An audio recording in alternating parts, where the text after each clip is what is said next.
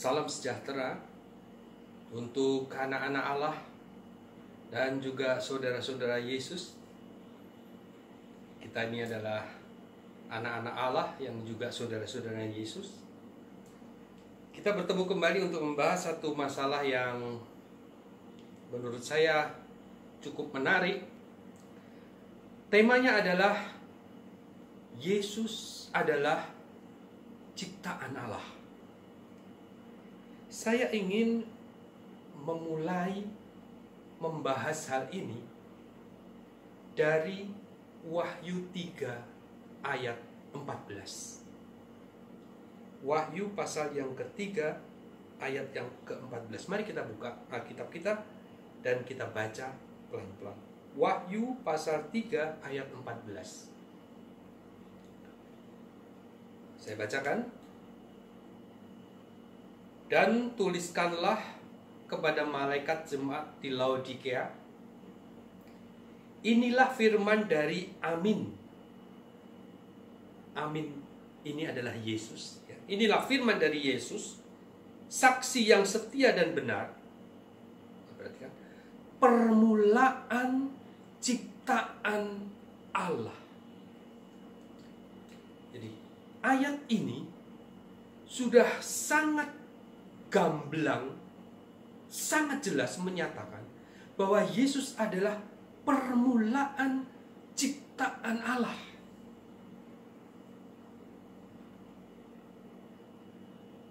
Nah, tapi kalau Anda masih juga belum puas dengan hal ini, ya, kita buka ayat yang lain. Kolose 1 ayat 15. Mari kita buka Alkitab kita, Kolose 1 ayat 15. Saya bacakan. Ia adalah gambar Allah yang tidak kelihatan, yang sulung, lebih utama dari segala yang diciptakan. Saya akan membahas ayat ini karena ada masalah di ayat ini, di terjemahan ayat ini. Kalau Anda bandingkan dengan King James Version atau Anda telusur bahasa aslinya, tidak pernah ada kata lebih utama di sana. Jadi terjemahan yang seharusnya kalau dalam bahasa Indonesia cukup dengan ia adalah gambar Allah yang tidak kelihatan, sulung dari segala ciptaan Allah. Ya, jadi kata lebih utamanya tidak ada. Namun demikian, saya menduga pemunculan kata lebih utama ini dilandasi oleh itikat yang kurang baik, yaitu mengeluarkan Yesus dari kelompok ciptaan Allah.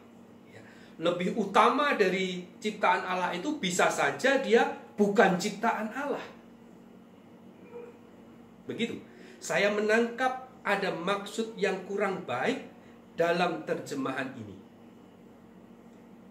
Lalu bagaimana yang seharusnya? Anda perhatikan. Sekiranya pun kata sulung ini belum cukup, tetapi mau dikasih penjelasan, maka penjelasan untuk kata sulung itu bukan lebih utama. Sulung itu yang paling utama. Sudah catat baik-baik. Sulung itu bukan lebih utama, tetapi paling utama. Jadi seharusnya Kolose 1 ayat 15 itu berkata, ia adalah gambar Allah yang tidak kelihatan, yang sulung, paling utama dari segala yang diciptakan Allah. Nah, kalau paling utama dari segala yang diciptakan Allah, itu berarti Yesus adalah salah satu ciptaan Allah. Kata paling itu menunjukkan satu bagian yang dari seluruh bagian. Jadi yang disebut sulung itu pastilah menjadi salah satu bagian. Tidak bisa dia keluar dari bagian itu. Tetapi dia adalah salah satu bagian dari yang disebutkan itu. Artinya Yesus adalah sulung dari segala ciptaan Allah. Artinya Yesus adalah salah satu ciptaan Allah. Hanya saja Yesus yang paling sulung. Tentang kata sulung ini saya tambahkan sedikit. Anda bisa buka Kolose 1 ayat 18. Jadi 3 ayat setelah Kolose 1 ayat 15. Di sana Yesus disebut sulung dari antara orang mati yang telah dibangkitkan. Kenapa Yesus disebut sulung dari orang mati yang telah dibangkitkan? Karena Yesus itu riwayatnya memang pernah mati. Jadi Yesus adalah salah satu bagian dari kelompok orang yang pernah mati, hanya kemudian dibangkitkan.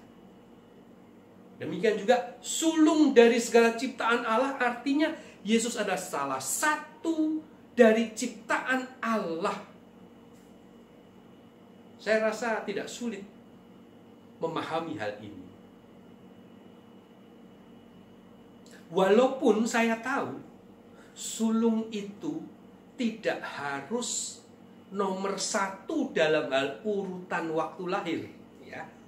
Ingat, sulung itu bukan harus nomor 1 dalam urutan lahir, tetapi sulung adalah memang dia nomor 1 atau paling atau dari kualitas tertentu. Jadi apa keistimewaan Yesus disebut sulung? Di ayat 16 dijelaskan, karena di dalam Yesuslah diciptakan segala sesuatu. Itu istimewanya Yesus.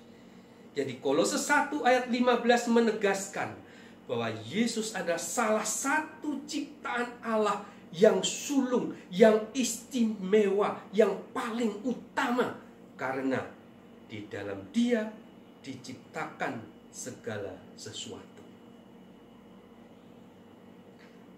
Jika Anda masih belum puas dengan ayat ini untuk menunjukkan bahwa Yesus adalah ciptaan Allah, Anda bisa buka juga Ibrani 2 ayat 11. Mari kita baca. Ibrani pasal yang kedua ayat yang ke-11.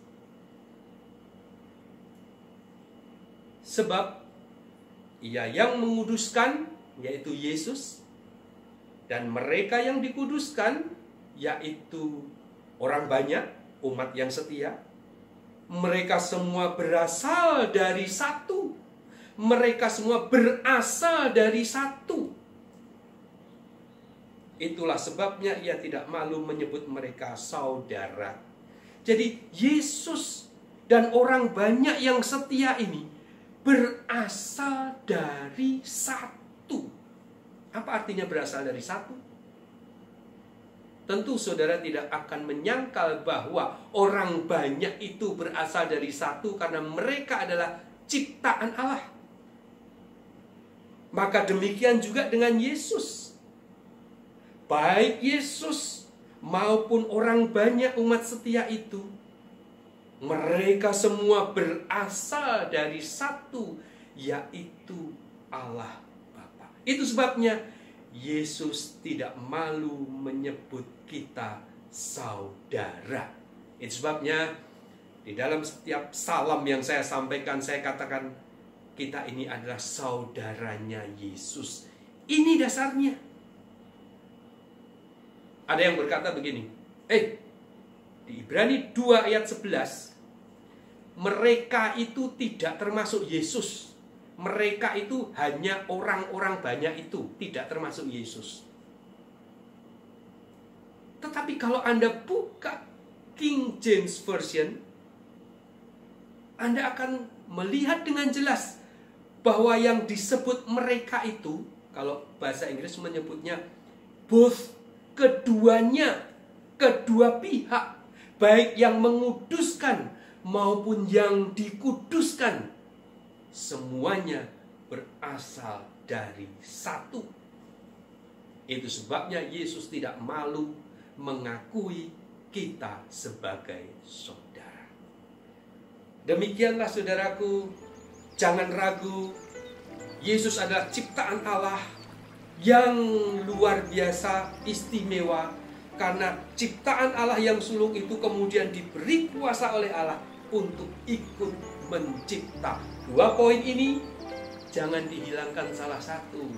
Diterima ini sebagai kebenaran, yaitu Yesus adalah ciptaan Allah. Yesus diberi kuasa untuk mencipta. Demikian pembahasan kali ini. Sampai jumpa di kesempatan yang akan datang dalam keadaan yang lebih baik. Shalom.